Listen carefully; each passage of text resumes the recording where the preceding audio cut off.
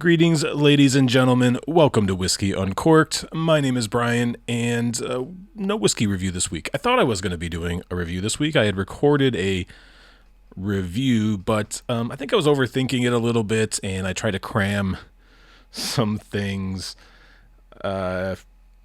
together that just, it felt clunky. And there was, the reason why is there was a topic that I wanted to kind of tackle, a larger topic about kind of where I am in my whiskey journey, maybe a direction that I feel like I'm being pulled a little bit. And anyways, I tried to mash this review. I was going to review, I tried to mash the review and this topic together. I was going to review a bottle of your standard Lefroy 10-year-old.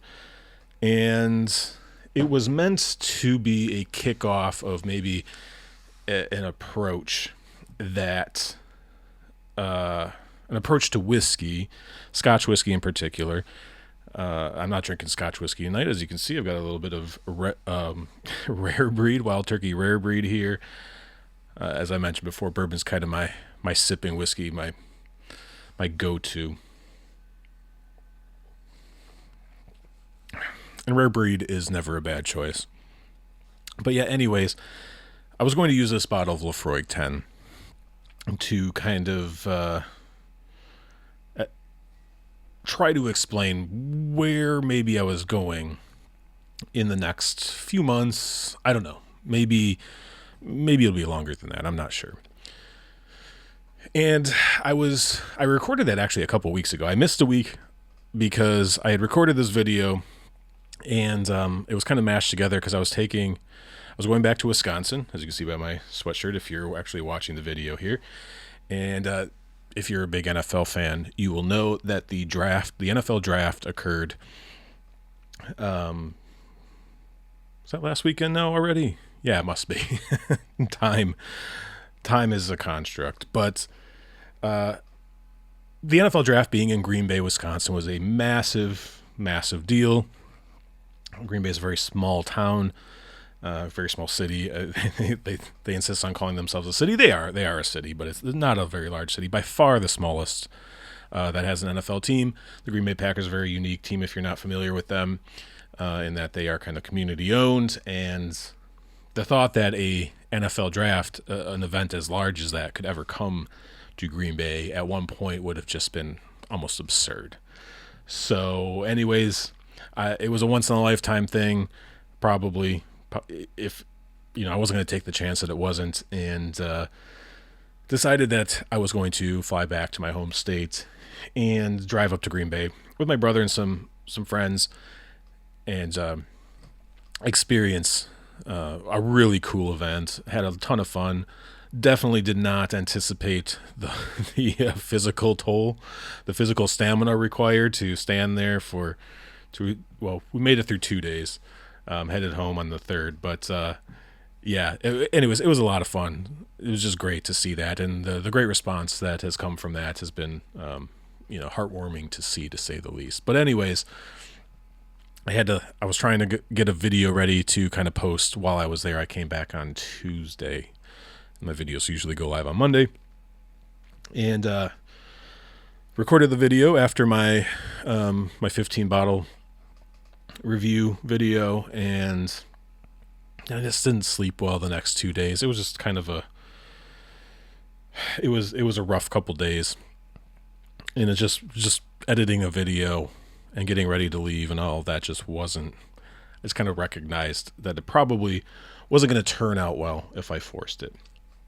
So I came back and I kind of was going through the video with the intention of posting it for this week, and it just didn't feel good. It was well intentioned, but kind of trying to, like I mentioned, shoehorn this review of a Lefroy 10 in with this pretty meaty topic, at least for me. For you might kind of think it's a little ridiculous, but I think a lot about this stuff. I overthink things. So I decided, you know what? I'm going to try a different approach to this. I'm going to try to talk about the topic at large. I'm going to kind of relax, a little bit of a fireside chat, a little bit more podcasty type episode and just kind of talk about the main point I was trying to get across. And the fact is that has to do with lower ABV, more poorly presented whiskeys, both kind of those ubiquitous blends like Johnny Walker and Dewar's and Chivas Brothers, but also kind of your entry-level single malt stuff. And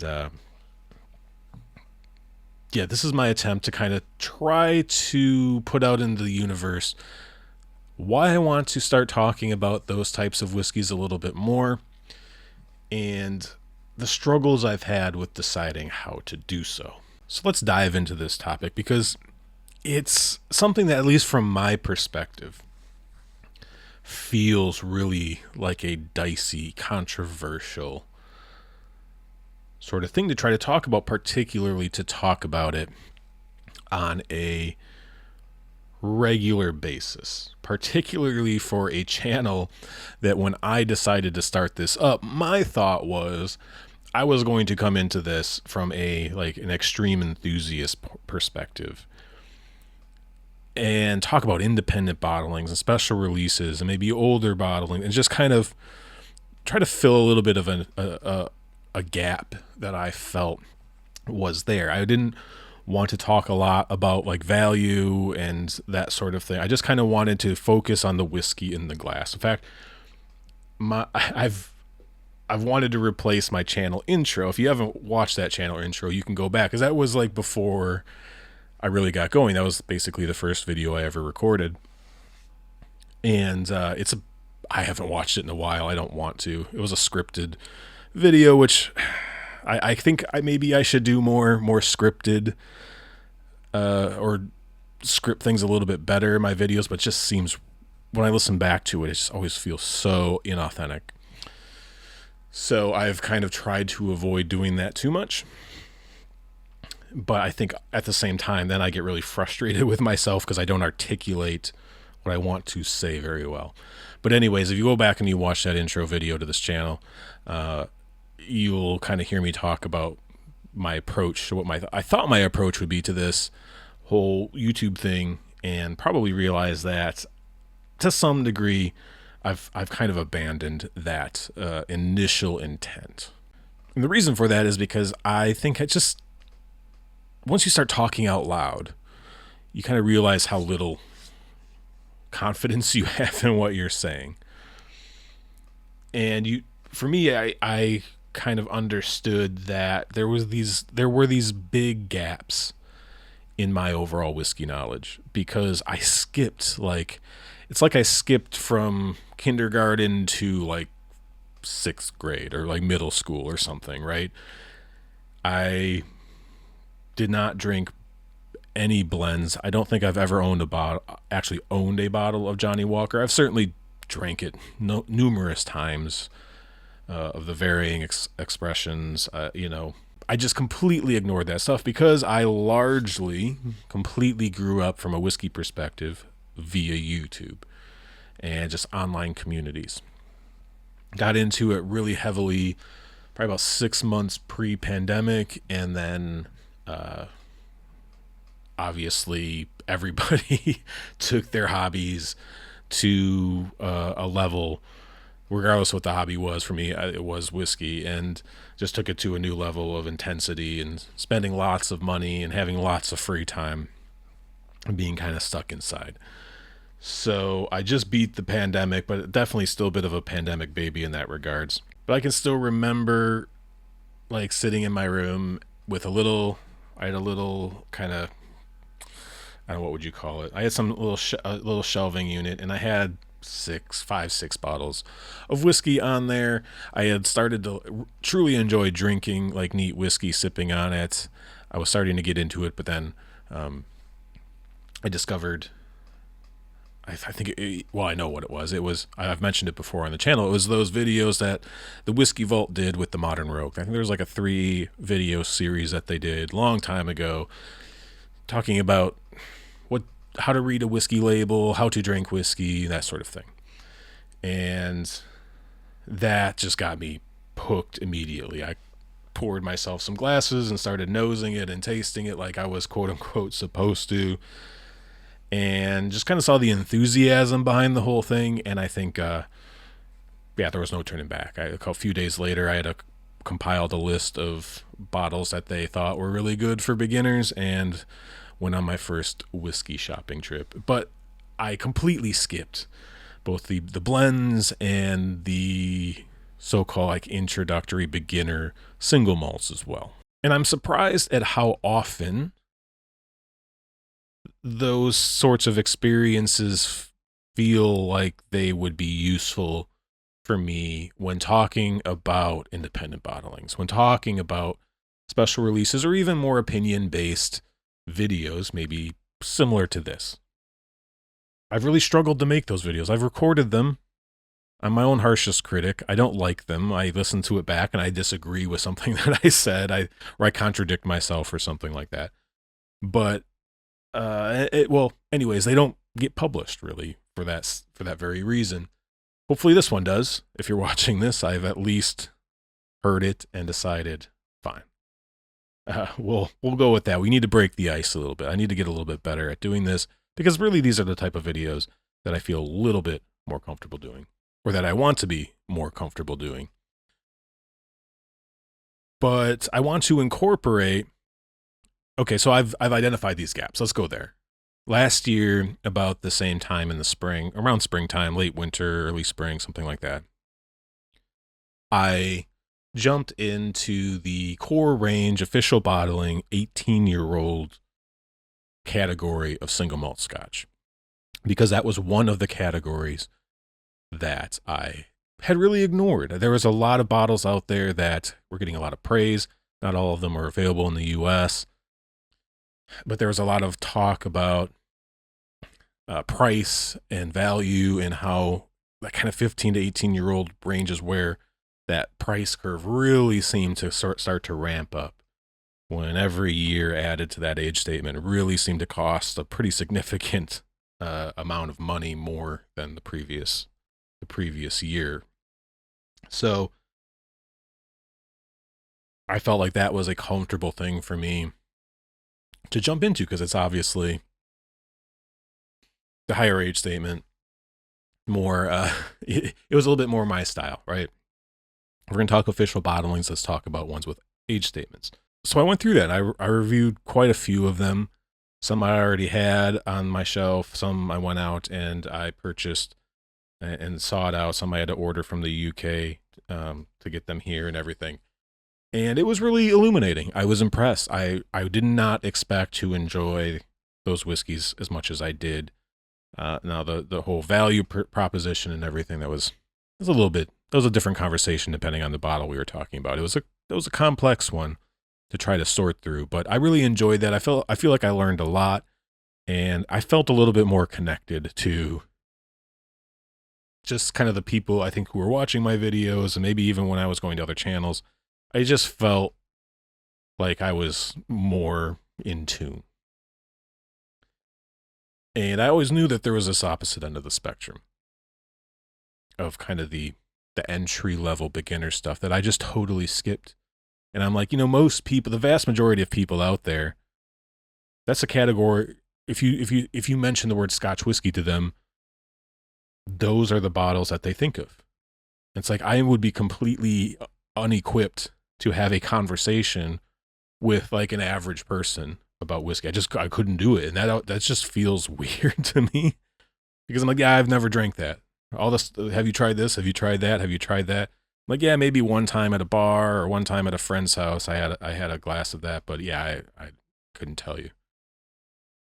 And that obviously feels pretty weird when you're sitting on the internet trying to have a conversation with a wide range of types of people, because I don't want it to just be ultra enthusiasts. I don't, hopefully maybe people of all parts of the spectrum can find some value in what I do eventually as I continue to hopefully get better at this.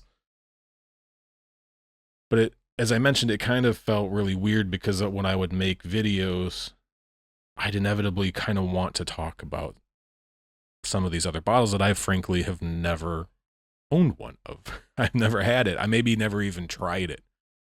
So I've been really feeling like that's a hole that I need to fill in my experience. And I don't want to do that behind kind of closed doors, so to speak, because I knew that having been really into whiskey when I started all this thing up, this channel up, when I started this channel up, having been into it pretty seriously for about, what was that? 4 to 5 years, somewhere in there. That was back in 2023 that I started this up. And the idea at that time when I started it up was that I knew that I had a lot of growing to do. There was a lot of experiences that I didn't have. And that's when I kind of started, why I started the channel when I did, was because I'm like, the sooner I do this, because I've been thinking about it for a long time, the more I can kind of document my own journey through all of this and how I kind of grow. And maybe that in and of itself would be useful, instead of kind of coming into it and just saying, well, I've been into this for 10, 15 years. I've got it all figured out, which obviously I don't expect to at that point either. But you can kind of see, and I can kind of see how I've grown. I've kind of documented just something that I'm really passionate about, whether anybody watches it or not. The point being, I wanted to document this. I didn't want to do this behind closed doors. What's the point of me going out and buying all these innocuous bottles, or ubiquitous bottles, however you want to look at it, and just, I don't really want to, like, I'm not buying them because I think I'm going to enjoy them immensely. Leave the door open for being pleasantly surprised, but I'm not buying them because I think I'm going to be giving them a 7 out of 10, 8 out of 10, 9 out of 10. I'm buying them because I just want to understand it. And I need a bottle. I'm a firm believer that you really need a bottle of something to really get to know something. Even doing reviews with, a third of the bottle gone, or maybe less than that, a quarter. That Lefroy 10, which I've technically shot a review for, is barely to the shoulder, right? I know at the end of the bottle, I'm going to have a more concrete feeling about what I think of the bottle, but that's just not really possible when you're doing a kind of a review channel. What I'm trying to say, I think, is I needed to identify a way I was going to present this part of my journey to the people who do watch me without getting crucified. I'm being dramatic, but it didn't make any sense to me to come on here and take a bottle of Lefroy 10 or Macallan 12 or Glenfarclas 10, or, these are kind of some of the bottles I actually already owned, and make a video just dumping on them, pounding my fist on the table and says, this is bad, this is terrible, shame on you for this, shame on you for your presentation, shame on you for your pricing and marketing. I never really, I understood those things. I understood why. I have strong feelings about some of those things as well, but it didn't make a lot of sense for me to make videos like that. What's the point? Who am I trying to convince that Macallan is too expensive?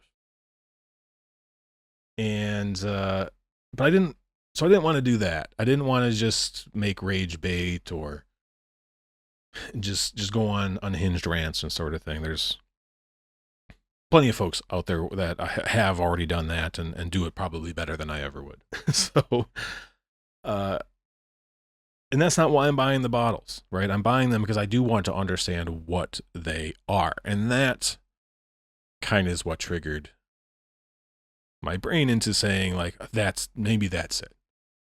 Instead of trying to talk about bottles like that in terms of what they aren't, that this isn't 46%, that it isn't non-chill filter, that it isn't natural color, that there's some value in me talking about what it is.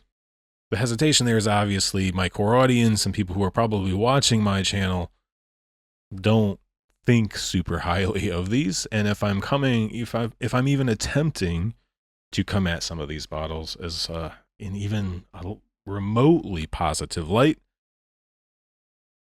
that's somehow going to be alienating, or that they'll think I'm a paid shill or something like that. I've never made a penny really off of this, because even YouTube needed some personal documents for to keep my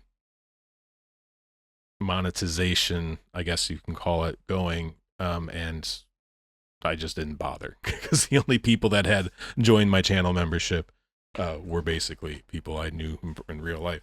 I think one of you was nice enough to send me like a super chat or whatever it's called in the comments. So thank you for that. I'll get that money someday, but I actually haven't gotten the check yet. So anyways, I wanted to talk about, I did not want to post a video and then wake up to a bunch of comments that were like just ultra negative, because that's obviously not the point. It wasn't my goal. I'm trying to understand what this whiskey is. Who is it for? Why does it exist? Why does it cost what it costs? I think it's pretty fair to say that, yes, we have the luxury whiskeys that just cost kind of an arbitrary amount. They need to cost more than the other whiskeys to be a luxury whiskey. And then it's kind of a matter of what people are willing to pay. And that can vary from country to country, or, region to region, whatever.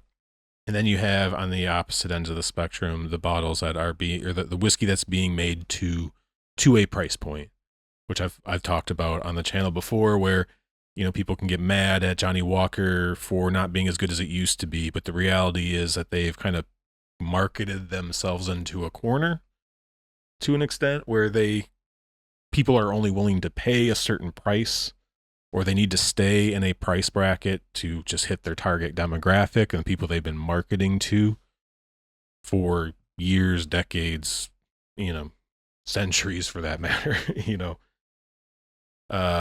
Anyway, they know that people will only pay a certain price for their brand, and that the people who buy Macallan aren't super interested in Johnny Walker. Maybe some Johnny Walker Blue, but that's kind of, that fits into that perspective. We all know that Johnny Walker Blue isn't a $200 bottle of whiskey in terms of a flavor experience, at least to us. Maybe to someone who drinks Johnny Walker Black all the time, it is. But for us, no. But yeah, so they're making whiskey to a price point. Whatever they need to do to make a profit on their whiskey by selling it for $30 or $35 or 20 pounds, 25 pounds, whatever it is. That's what they need to do. Cheaper casks, different strains of barley, cheaper casks, more aggressive cuts, bigger proportions of grain whiskey into their blend, that sort of thing. Those things are really frustrating to kind of your modern day whiskey enthusiasts, because we know that there's a lot of really good distilleries out there who either their whiskey is being used to make subpar blends, or if they do have a core range, that they are just stripped literally and figuratively of their character and what they can be, because we do get to still experience these things through independent bottlings, and maybe through some special releases here and there. But anyways, let's pull this back to these kind of introductory, beginner level. I don't even want to say introductory, because I use that term for like quality 10, 12-year-old. It could be younger, maybe a little older, whatever, a brand, their kind of flagship, the one that we kind of draws us in. And I'm usually talking about quality Scotch whiskey in this case. Your Deanston 12, your Arran 10, your even like your Ardbeg 10s, your Islas and everything. The Lefroy 10, a little bit of a different story, because 43% or 40% if you're like in the UK, if you're not getting the export strength, chill filtered, probably a surprising amount of color in this thing. It definitely has a tint that does not match up with its which is flavor with its flavor profile and its price for that matter. But yeah, Lefroy 10 is probably actually somewhat of a bad example. I think that's kind of why the video I made, it just didn't, that part didn't make much sense, because I chose the Lefroy 10 because it's not all the way gone, at least, especially at the 43% at least.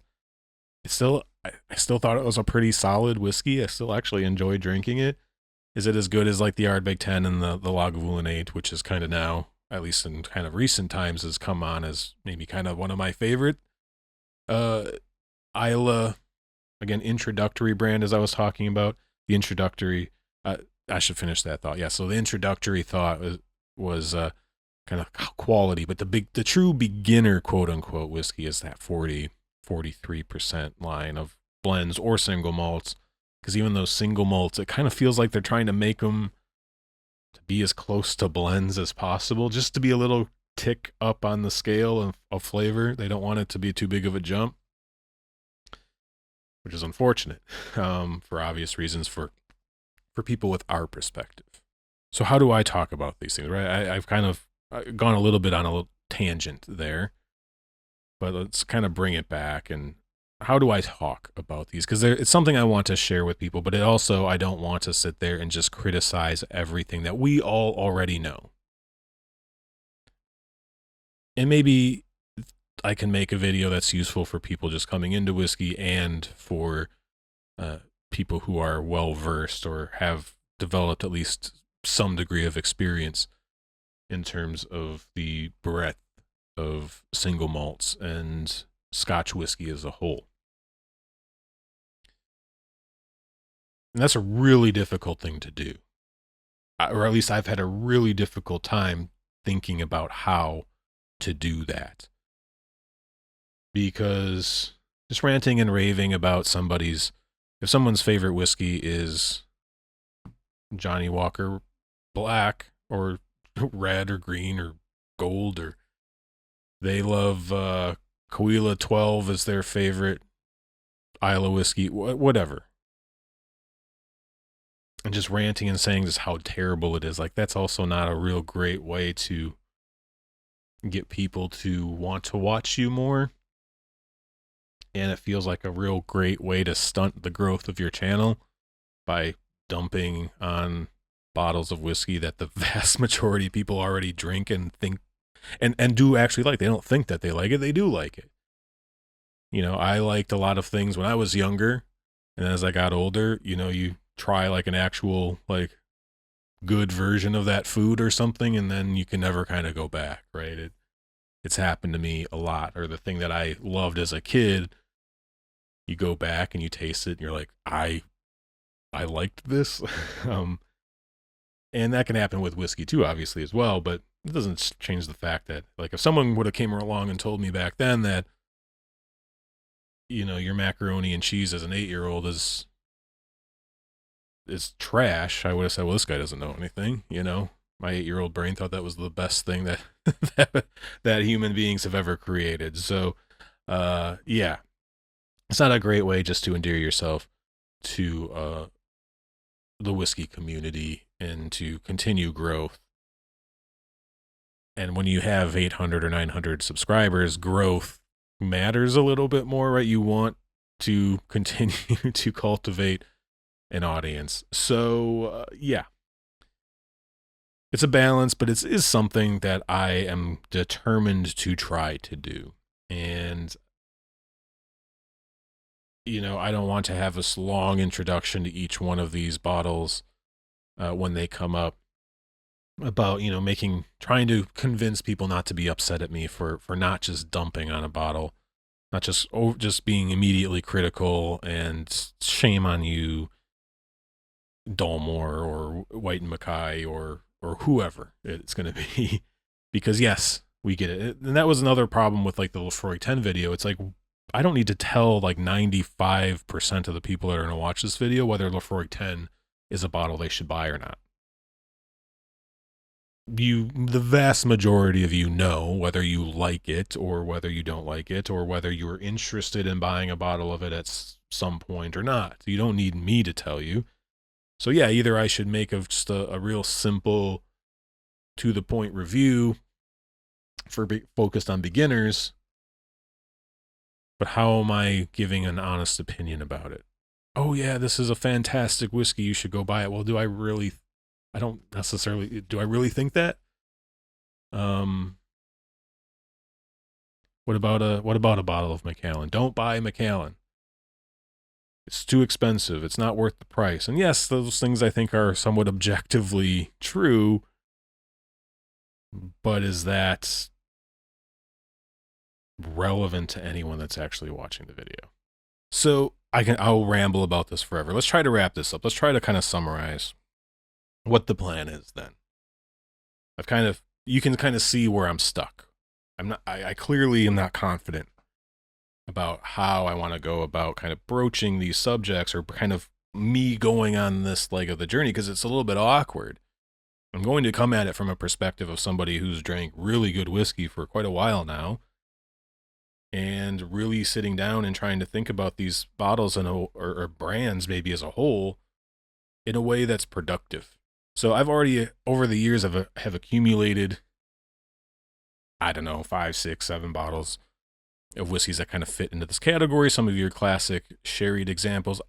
I've even talked about them a few times. I've even reviewed one of them technically. And I'm going to try to come at them from a fair perspective. And I'm not going to go on and on and on about what I'm doing. I'm just going to try to reference this video. If you're really curious about what I'm doing, check this video out. Yeah, I'm just going to have to sit down with that bottle of whiskey and just try to talk about it from an honest perspective. But I'm going to look at it as in terms of what it is and not what it isn't, because that's usually, it feels to me, how those bottles get talked about. What isn't this? What do I wish this was? And there's a pretty strong reality here that those bottles are never going to not be what they are now. This is a topic that I kind of went on a lengthy, bumbling rant, I guess. Not really a rant, just a tangent in the video the video I already shot with the Lefroy 10. And that is that these bottles that people get really upset about, they're super dismissive, and they say shame on you. And obviously a lot of that comes from just being kind of upset that we know that whiskey could be better and or more fairly priced, and more don't over filter it, don't take anything away, don't add anything, I think, as Roy Aquavite normally says. Just whiskey as a product is meant to be natural, and when you start messing with it after it's already done, like that, just you waited 10 years, you waited 15 years, you waited sometimes 20 or 30 years waiting for this to age in a barrel, just time and patience and the artistry and skill that it took to make the liquid. And you add all of that up, and then what do? You brutally filter it. You dump artificial coloring that absolutely has an impact on texture and flavor, particularly when the spirit was aged in a cask that can't stand up to a pretty harsh additive, and you strip away some of the natural texture and you're adding something. Anyway, it makes me mad that they do that. But my point was that these brands have been built around this. They are not going to stop. It doesn't matter how many angry videos are made on the internet. They're selling millions upon millions and millions of bottles of this. Like, I talked about Dalmore early on in this channel, and I was shocked to just see how successful their conscious decision to become a luxury brand was. How much more whiskey they sell.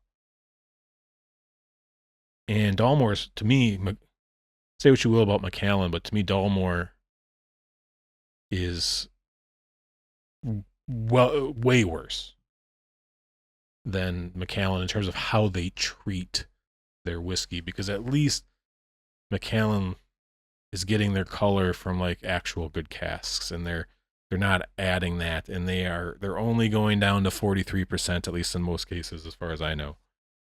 And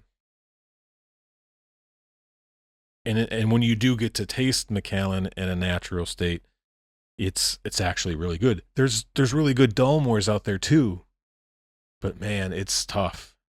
At least with Macallan, we can get some of that good liquid through independent bottlers. SMWS, Signatory, Gordon MacPhail. Dalmore is another question. You can get independent bottlings of those as well, but at least the ones that I've gotten to taste have ranged from not bad to trash.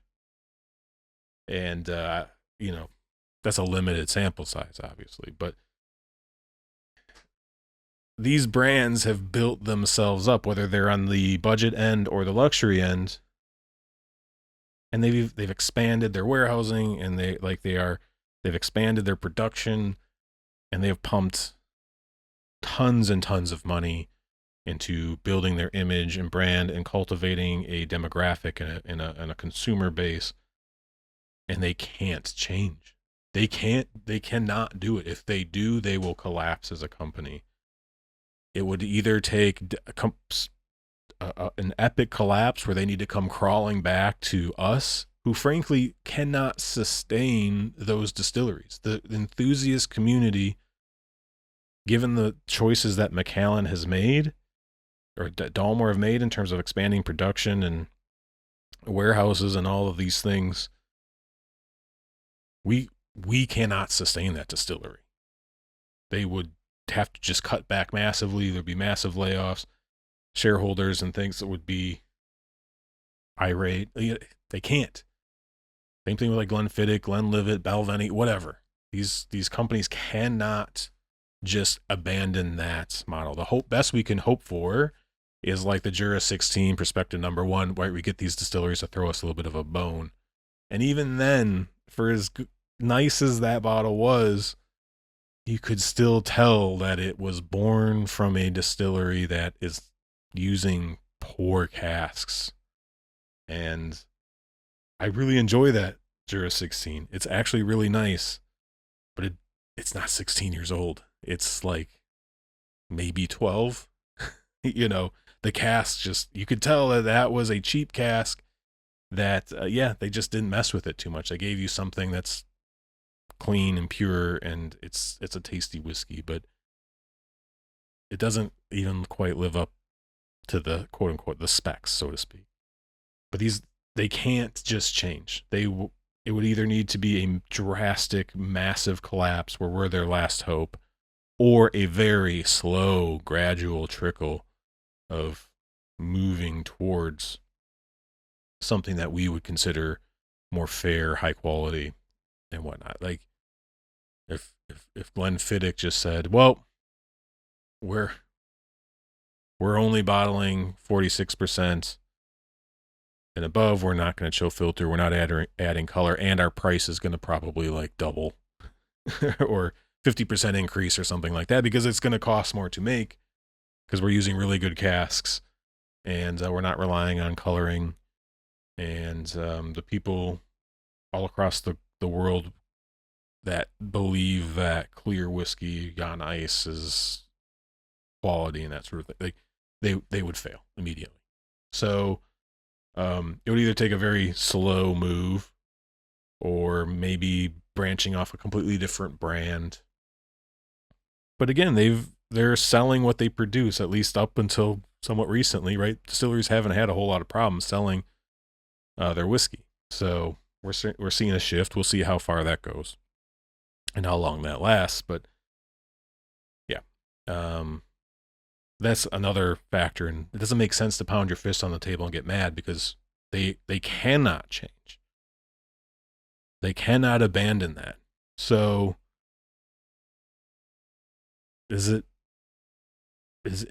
should you be mad at what's the saying?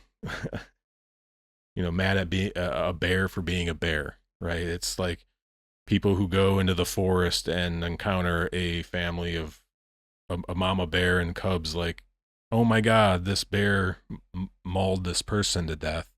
Can you be mad at the bear for being a bear or a lion or whatever animal you want to use? Because it's in their nature. And these distilleries and the people that own them have made decisions long ago about what their nature is going to be, and there's not really any turning back. So how mad are we going to get at a bear for being a bear or a lion for being a lion? And is it? I'm not saying you need to go do what I'm going to do and buy these bottles and drink them and say I have a bottle of Jura 12 that I've tried to talk about on this channel, and I've just kind of either cut that out from the videos or delete it, just didn't post that video or something, because it's trash. It's terrible. It's a horrible bottle of whiskey. It's not. I wish I said in those conversations, I bought it thinking it would be boring, and that was what was going to be wrong with it. And boy, do I wish it was boring, because it's horrible whiskey. It's one of the very few bottles that I've ever owned that I think is objectively bad whiskey, where if you say I like drinking this, I think you're wrong, because 99% of the time it's a matter of preference.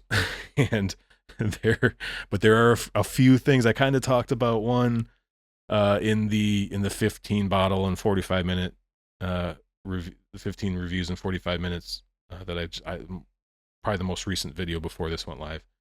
Like that bottle of Glen Scotia, the 2021 Campbelltown Malts Festival, the Bordeaux cask, where it's like I'm really close to saying that this is objectively bad, and that if you like it, you're wrong. I didn't go that far because I know better. I have a bottle of Dalmore that's on independent bottling that I think is embarrassingly bad for that independent bottler. I have actually talked about that on this channel too. You have to look for it. It's buried. Maybe at some point I'll talk about it in a more contemporary context for myself, but we'll see. But there's this, with that Jura 12, Jura is also like the best-selling single malt, or the fastest growing single malt, or something like that in the UK. And it's being sold for probably razor thin margins in supermarkets and that sort of thing, but they've committed. That's what it is now. And the best we can hope is that Jura sees some value in having bottles like the Perspective #1 that they can sell to us.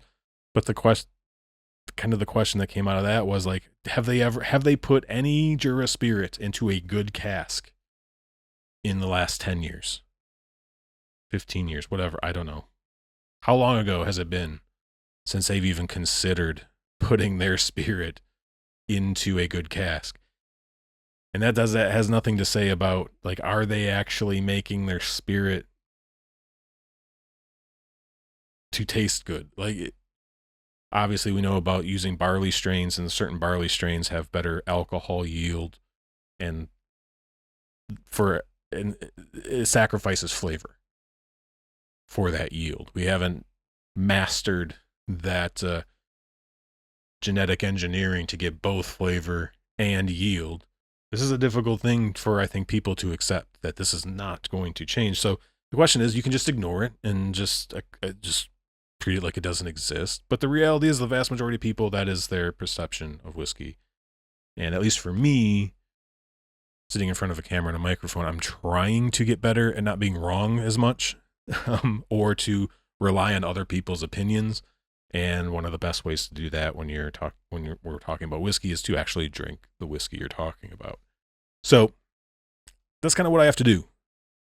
And I'm not sure exactly how it's going to come out, but I hope, if you are a whiskey geek, you're an enthusiast like myself, and you stick to pretty high quality whiskeys, you actively try to avoid buying bottles that are going to be bad or boring or whatnot. I hope you can kind of get that, and maybe even be supportive of my attempt to do this, because I don't know, maybe I'm not sure, but maybe this could be like a first, a somewhat seasoned whiskey drinker who's been a snob at times, or at just maybe snob, maybe the wrong word, but who's focused more on the higher end, higher age statement, higher quality, not afraid to buy a nice bottle of whiskey, and maybe other people, I'm going to buy it, like I'm going to know what it is. Like Bruichladdich 18 is a great example. People are upset with that price, and I could understand that.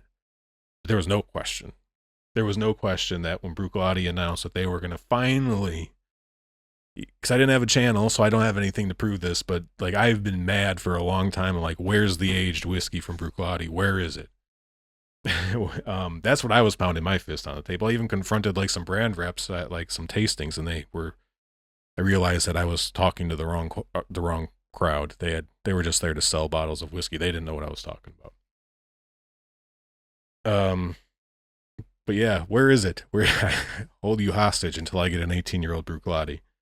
And so when they announced it, $200, it's like $175. Here is probably about what you expect to pay. No problem. Not even a question. I mean, maybe I had put myself into a corner where I had no choice. Anyway, another tangent that didn't need to be I didn't need to go down, but yeah, it's probably time to wrap this video up. I hope you can stick with me. I hope you can understand kind of my perspective and why I'm going to try to do this. And if you see people in the comments throwing a fit, like, how dare you? Yeah, I don't really respond to comments, even positive ones these days. I do still try to read them. It's just like I have social anxiety and stuff like that. So sometimes it's a little much, even positive things. Like, I don't like being complimented. So I don't want to be criticized or complimented. I just want to be left alone to exist. Which is not fair to anyone, especially when you start a YouTube channel. Like, you're going to get both. And yeah, I worked through that, and I was better at it earlier. Got to get back into it, face my fears, sort of thing. But I do read most of them at some point, and I do really appreciate all your feedback. But there are weeks that it's harder than others. So appreciate your patience with that as well. But yes, this will be a thing that I am actually looking forward to doing, which is kind of strange because I'm not looking forward to drinking the whiskeys I think I'm going to be buying kind of over the course of the next couple months. Technically speaking, like, I don't think they're going to be great, but I am kind of looking forward to the lessons that I will learn from doing it. It's kind of like I'm looking forward to the end of the journey, not necessarily the journey itself. So we'll see how all of this goes. And maybe I'll be pleasantly surprised with some things. And but yeah, I gotta get over this hump. I've got to just do it. And I'll start with the bottles I already have and see how that goes. Most of which are kind of like your classic, like, sherried whiskeys. There's Macallan 12, there's a Dalmore 12, which I have actually talked about and reviewed on this channel, technically speaking again. I've got a Glengoyne 21 that I bought a long time ago that I've been kind of sipping on for a little bit now. I have a Glenfarclas 10-year-old that I picked up at some point. I got this Lafroig 10, which I bought on purpose for a pretty good price. I've got some other stuff too, I think. Maybe blanking on a couple others that I've just over the years just ended up with one somehow, one way or the other. But as always, thanks again for watching. If you made it this far into the video, I hope you can hit that like button below. Let me know in the comments what whiskey's got you into drinking scotch in particular, or even if it's not scotch, even if it's bourbon or something. What are the 40 or 43% whiskeys that maybe you latched on to really early on, or if you are still early on in your whiskey awakening, what are the bottles that have kind of pulled you into this point to watch a video like this? And if you're interested in more content and going on this journey with me, hit the subscribe button. And until next week, thanks again. I'm Brian. Cheers.